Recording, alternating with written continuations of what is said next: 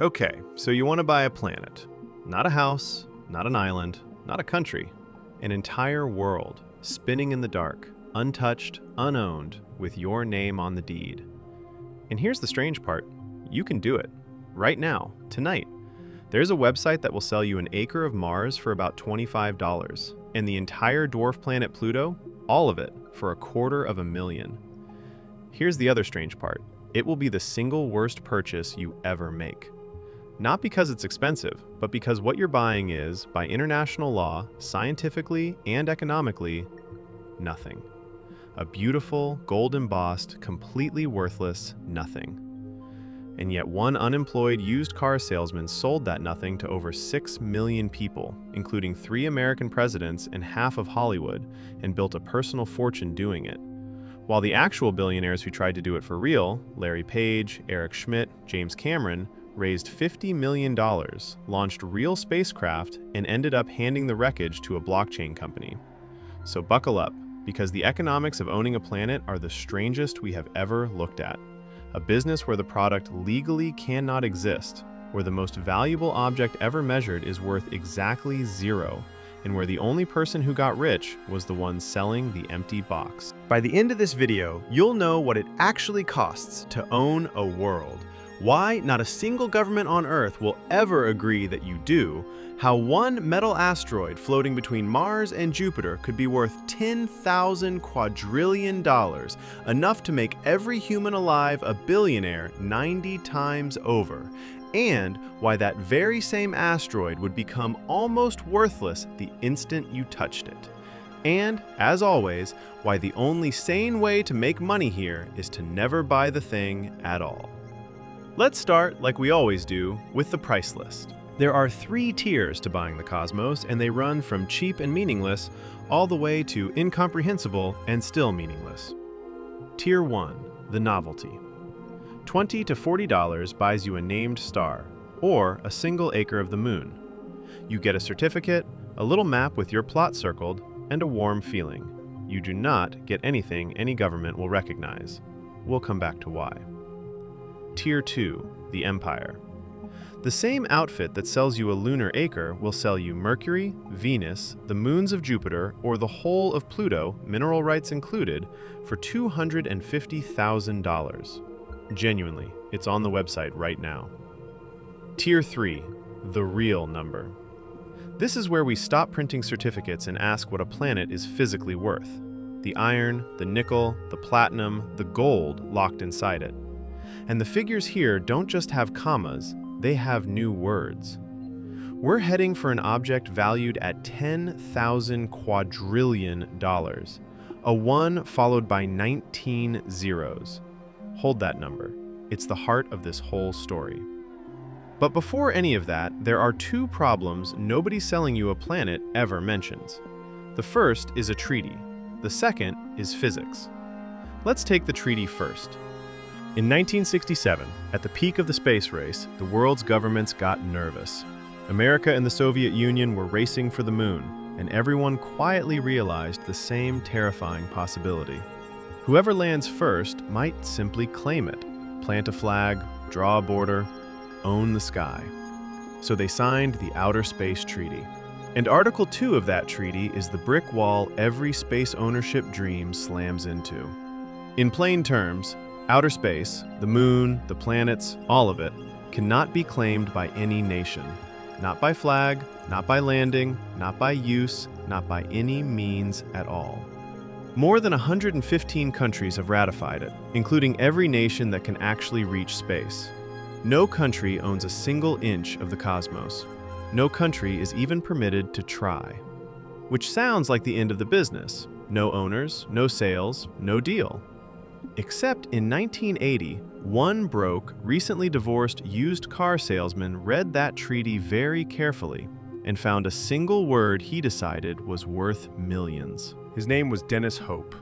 Out of work, driving a beat-up car around San Francisco, he looked up at the moon one night and thought, all that property, and nobody owns it. So he went to the library and read Article 2, and he spotted the word everyone else had read straight past. The treaty said, no nation could claim space. No nation. it said nothing about a private individual. And Dennis Hope was a private individual. So he walked into a San Francisco county office and filed a formal claim. Not for an acre, not for the moon, but for the moon. Every planet in the solar system except Earth and all of their moons. The whole thing. Then he did the clever bit. He wrote to the United Nations, the US government, and the Soviet Union, informed them he now owned the solar system, and dared them to object. Nobody replied. Hope took the silence as a yes, founded a company called the Lunar Embassy, and started selling. An acre of the moon for around $20. People bought. Then more people bought. He claims to have sold over 600 million acres of the moon and 300 million of Mars to more than 6 million customers across 190 countries. His buyers reportedly include Tom Cruise, Nicole Kidman, the hotel chains Hilton and Marriott, and 3 presidents of the United States, Reagan, Carter, and George W. Bush. By his own estimate, the man who owns nothing has earned around $12 million selling it. He even founded his own galactic government, with a constitution, a congress, and its own currency. He has, on occasion, written to China asking it not to trespass on his moon. It is one of the greatest sales jobs in human history. There is just one small problem. Every deed he has ever sold is worth precisely nothing. Here's why the loophole isn't one. The actual space lawyers point out what Hope's whole empire ignores. A government cannot grant you ownership of a thing it is itself forbidden from owning. The United States is banned by treaty from claiming the moon, so the United States cannot recognize your claim to the moon, because to do that, it would have to act as if someone could own it. You cannot be sold what the seller was never allowed to have. And there's a second nail in the same treaty. It makes every country legally responsible for the space activities of its own citizens. So the ban doesn't stop at governments, it flows straight down to individuals. The loophole was never open. The rest of the world has been blunt. Germany and Sweden both tried to prosecute Hope for fraud, and both cases collapsed. Not because he was right, but because no court could work out who has jurisdiction over the moon. China skipped the courts entirely and just banned the sales, calling the scheme, in the official wording, profiteering and lunacy. So when you buy a planet from the Lunar Embassy, you're not buying real estate.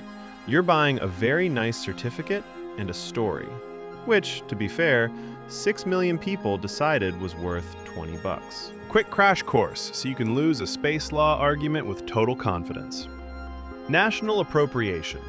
The 2 words Hope built an empire on. The treaty bans nations from grabbing space. He bet his fortune on the gap where the word individuals should have been. Res communis, Latin for a thing owned by everyone and therefore by no one. The open ocean works this way. So does the sky. You can sail it, fish it, fly through it. You just can't fence it off and call it yours. Common heritage of mankind. From a second treaty, the 1979 Moon Agreement, which tried to declare all space resources the shared property of humanity. Almost nobody signed it. None of the major space powers ratified it. A document about shared ownership that nobody wanted to own. And the one that actually matters, the Space Act.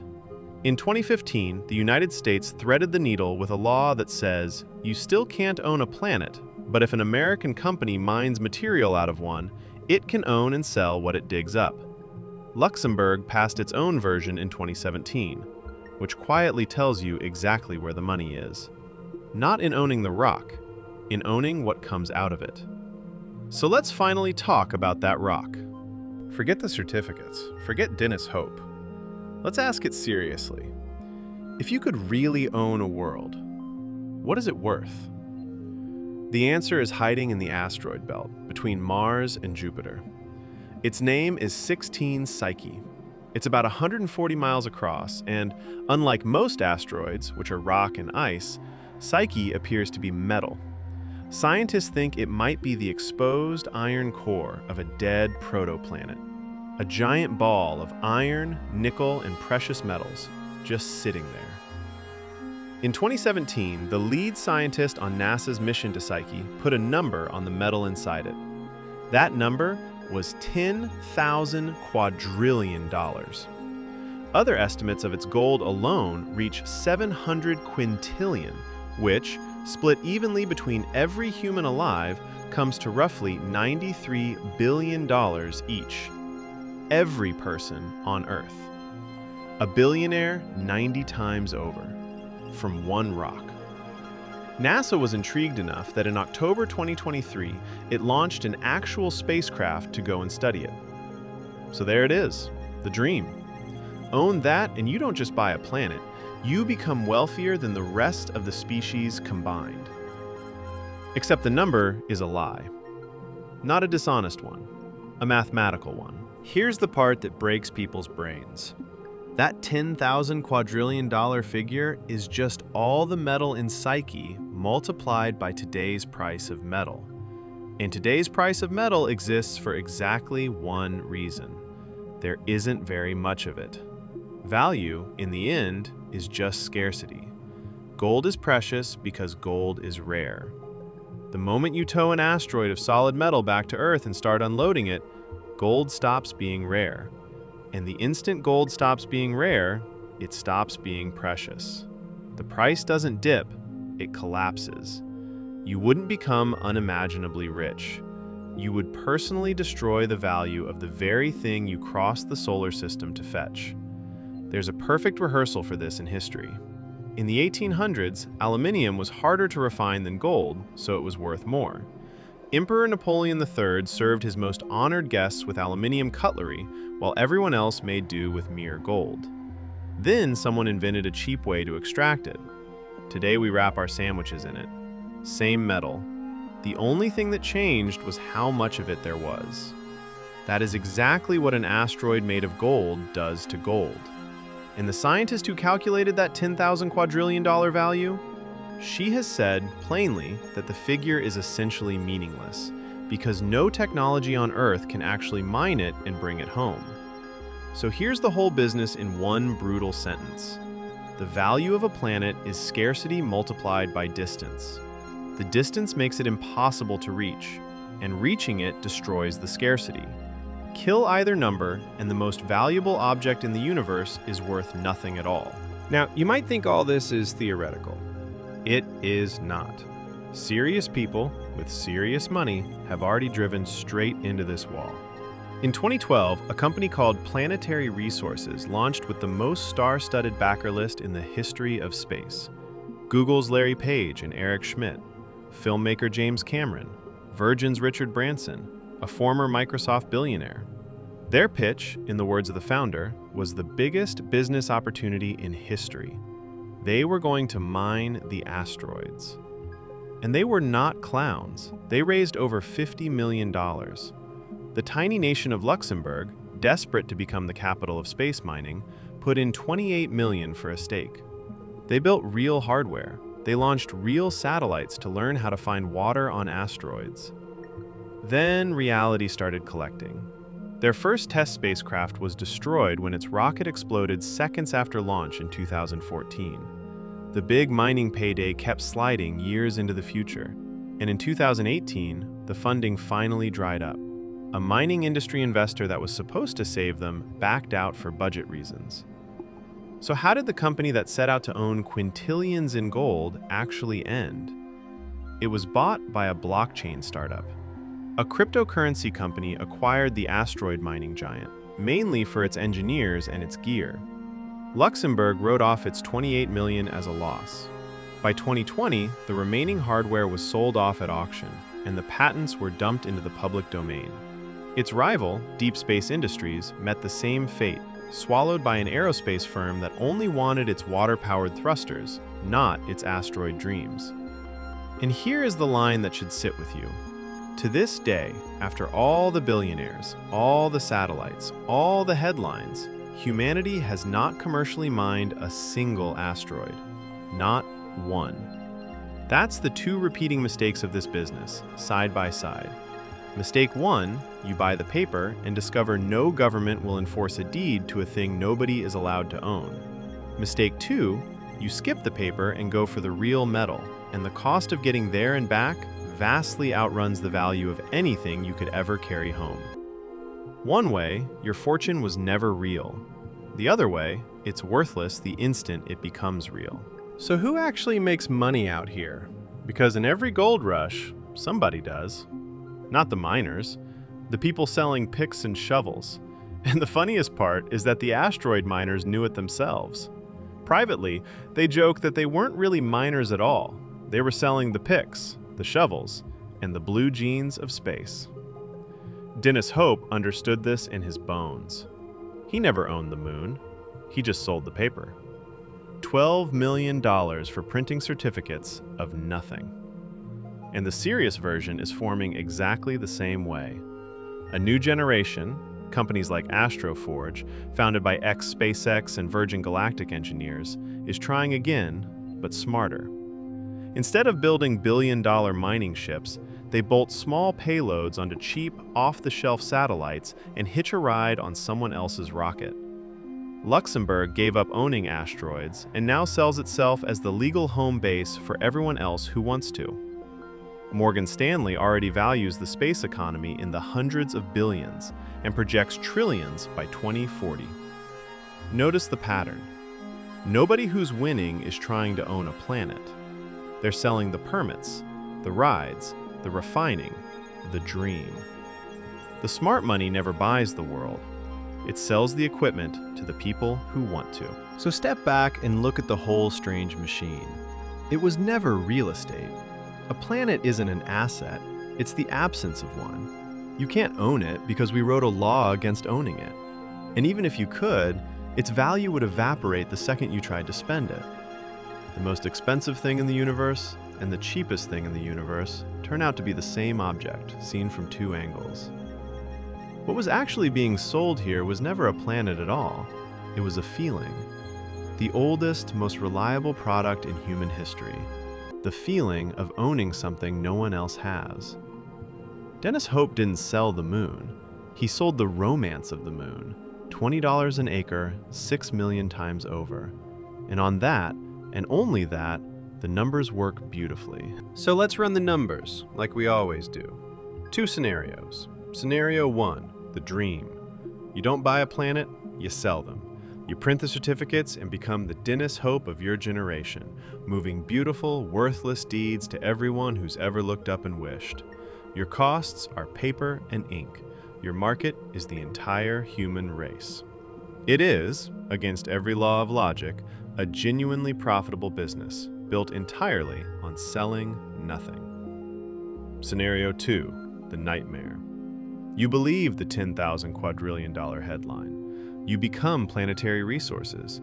You gather the billionaires, raise the 50 million, build the satellites, watch one of them explode on the launch pad, miss your funding round, and end up selling the smoldering remains of the greatest business opportunity in history to a blockchain company, while a small European country quietly writes you off as a loss. Same dream, 2 endings. The difference was whether you tried to sell the feeling or the rock. So, should you buy a planet? Honestly, if you just want the money, there's a far easier way. Buy a slice of the companies building the rockets and the mining tools. Let them chase the asteroids, burn the fuel, and explode on the launch pad, while your little stake quietly rides along. No certificate, no spacecraft, no accidentally bankrupting the global gold market on the way home. But a share in a mining company doesn't let you point at the night sky and tell someone, truthfully, that a piece of it is yours.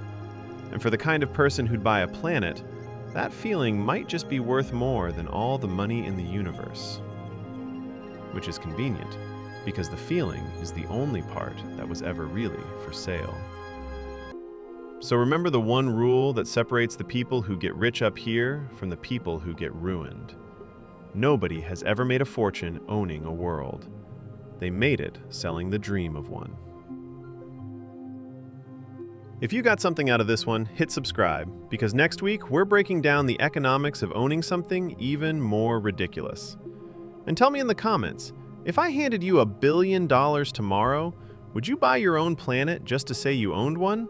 Or would you keep your feet on the only world nobody is allowed to sell? Drop it below. I read the comments, and I'll see you in the next one.